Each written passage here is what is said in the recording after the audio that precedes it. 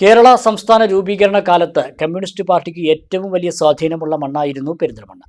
1957 ആദ്യ നിയമസഭാ തെരഞ്ഞെടുപ്പ് മുതൽ തുടർച്ചയായി 3 തവണ വിജയിച്ചത് പ്രമുഖരായ കമ്മ്യൂണിസ്റ്റ് നേതാക്കൾ. 1970 പെരിന്തൽമണ്ണയുടെ ചുവന്ന മണ്ണിൽ മുസ്ലിം ലീഗ് പച്ചപ്പതാക പാറിച്ചു. പിന്നീട് ഈ 2026 വരെയുള്ള കാലയളവിൽ 2006 മാത്രമാണ് കമ്മ്യൂണിസ്റ്റ് മാർക്സിസ്റ്റ് പാർട്ടിക്ക് രാഷ്ട്രീയ ആചാര്യൻ EMSന്റെ നാട്ടിൽ വിജയിക്കാനായത്.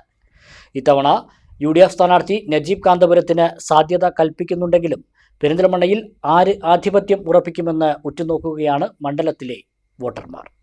വള്ളുവനാടിന്റെ ആസ്ഥാന നഗരിയായ പെരിന്തൽമണ്ണ കേരള സംസ്ഥാന രൂപീകരണ കാലത്ത് കമ്മ്യൂണിസ്റ്റ് പാർട്ടിക്ക് ഏറ്റവും വളക്കൂറുള്ള ചുവന്ന മണ്ണായിരുന്നു. ആദ്യ നിയമസഭാ തിരഞ്ഞെടുപ്പ് മുതൽ ഇടതിനെയും പിന്നീട് വലതിനെയും തുണച്ച മണ്ണ്. 1957 ആദ്യ നിയമസഭാ തെരഞ്ഞെടുപ്പിൽ സഖാവ് P. ഗോവിന്ദൻ നമ്പ്യാരായിരുന്നു പെരിന്തൽമണ്ണ നിയമസഭാ മണ്ഡലത്തെ പ്രതിനിധീകരിച്ചത്. 1960 രണ്ടാം കേരള നിയമസഭയിലേക്കുള്ള തിരഞ്ഞെടുപ്പിൽ സഖാവ് EP ഗോപാലനാണ് വിജയിച്ചത്. 1967 മൂന്നാം നിയമസഭയിലേക്ക് CPMന്റെ മുതിർന്ന നേതാവ് സഖാവ് പാലോളി മുഹമ്മദ് കുട്ടി പെരിന്തൽമണ്ണയിൽ നിന്നും തിരഞ്ഞെടുക്കപ്പെട്ടു. പാലോളി 2 തവണ മന്ത്രിയായിരുന്നു. 1970 പെരിന്തൽമണ്ണയുടെ രാഷ്ട്രീയ ചരിത്രം വലത്തോട്ട് മാറി. മുസ്ലിം ലീഗ് സ്ഥാനാർത്ഥിയായി മത്സരിച്ച KKS തങ്ങൾ സഖാവ് EK ഇമ്പിച്ചിബാവയെ പരാജയപ്പെടുത്തി പെരിന്തൽമണ്ണയുടെ ചുവന്ന മണ്ണിൽ പച്ചപ്പതാക പാറിപ്പിച്ചു. 1977 പാലോളി മുഹമ്മദ് കുട്ടി വീണ്ടും പെരിന്തൽമണ്ണയിൽ മത്സരിച്ചെങ്കിലും KKS തങ്ങൾ 7605 വോട്ടിന്റെ ഭൂരിപക്ഷത്തോടെ മണ്ഡലം നിലനിർത്തി. 1980 നാലകത്ത് സൂപ്പി മുസ്ലിം ലീഗിനായി രംഗത്തെത്തി. 6ാം നിയമസഭ മുതൽ 11ാം നിയമസഭ വരെ നാലകത്ത് സൂപ്പിയാണ് പെരിന്തൽമണ്ണയെ പ്രതിനിധീകരിച്ചത്. പാലോളി മുഹമ്മദ് കുട്ടിയെ പരാജയപ്പെടുത്തിയായിരുന്നു സൂപ്പിയുടെ രംഗപ്രവേശം. 1982 പറക്കോട്ടിൽ ഉണ്ണിയെ എതിരിട്ട് നാലകത്ത് സൂപ്പി മണ്ഡലം നിലനിർത്തി. 1987 RN Manazhi, 1991 MM Musthafa, 1996 doctor A Muhammad, 2001 V Sasikumar എന്നിവരെ നാലകത്ത് സൂപ്പി പരാജയപ്പെടുത്തി. 6ാം തവണയും കേരള നിയമസഭയിലെത്തിയ സൂപ്പി വിദ്യാഭ്യാസ മന്ത്രിയായി. 2006 പെരിന്തൽമണ്ണ ഇടതുപക്ഷം അട്ടിമറിച്ചു. മണ്ഡലത്തിലെ ഏറ്റവും വലിയ ഭൂരിപക്ഷത്തിന് V ശശികുമാർ മുസ്ലിം ലീഗിലെ P അബ്ദുൾ ഹമീദിനെ പരാജയപ്പെടുത്തി നിയമസഭയിലെത്തി. 4000-ലധികം വോട്ടിന്റെ ഭൂരിപക്ഷമാണ് V ശശികുമാർ നേടിയത്.